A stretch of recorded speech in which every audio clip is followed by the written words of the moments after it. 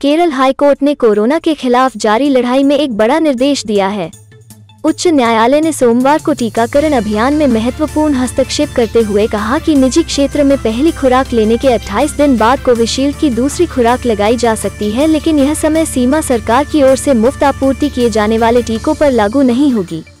Kerala high court ने कहा कि बैठकों के लिए जाने वाले अधिकारियों और विदेश में पढ़ने वाले छात्रों को 2 खुराक के बीच मौजूदा 84 दिनों के अंतर में छूट दी गई है। ऐसे में जब टीके पहले ही कंपनियों द्वारा खरीदे जा चुके हैं, कोविशील्ड की दूसरी डोज देने में देरी करना उचित नहीं है। कंपनियों के काइटेक्स समूह ने पिछले महीने दायर अपनी याचिका में अदालत को बताया था कि उन्होंने अपने कर्मचारियों को दी जाने वाली वैक्सीन की खुराक खरीद ली है। ऐसे में यदि टीके लगाए जाने में देरी की जाती है तो खरीदी गई वैक्सीन खराब हो सकती है, जिससे उन्हें फेंकना होगा। केंद्र सरकार की ओर से निर्धारित गाइडलाइन के मुताबिक कोविशील्ड की पहली खुराक देने के बाद दूसरी डोज 84 दिनों के बाद दी जा सकती है। काइटेक्स समूह ने इसका विरोध किया था। वहीं केंद्र सरकार ने याचिका में दी गई दलीलों का पुरजोर तरीके से विरोध किया था। वहीं अदालत ने केंद्र सरकार की आपत्तियों को खारिज करते हुए कहा कि पहले से ही अधिकारियों और छात्रों को छूट दी गई है। ऐसे में कर्मचारियों को दूसरी खुराक में देरी करना उचित नहीं है और इसे दिया जा सकता है।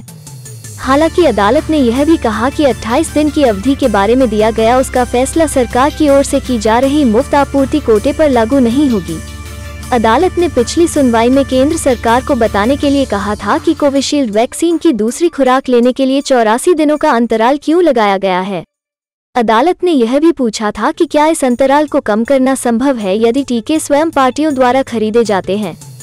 अदालत ने केंद्र से यह भी पूछा कि बताएं कि क्या समय अंतराल इसलिए बढ़ाया गया था कि इसके बेहतर प्रभावकारिता परिणाम होंगे या समय पर टीकों की सोर्सिंग में समस्याओं के कारण इसे बढ़ाया गया था।